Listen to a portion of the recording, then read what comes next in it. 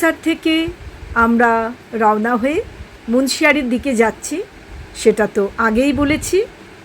এই মুন্সিয়ারি যাবার পথে দুদিকে খুব সুন্দর প্রাকৃতিক দৃশ্য, সেগুলো দেখতে দেখতে উপভোগ করতে করতে আমরা অনেকটা পথ চলে গেলাম। কিন্তু আমাদের এদিকে খিদে পেয়ে গেছে, এবার তো আমাদের খাবার জন্য দাঁড়াতেই হবে। তাই আমরা একটা জায়গায় দাঁড়িয়ে খাবার খেলাম।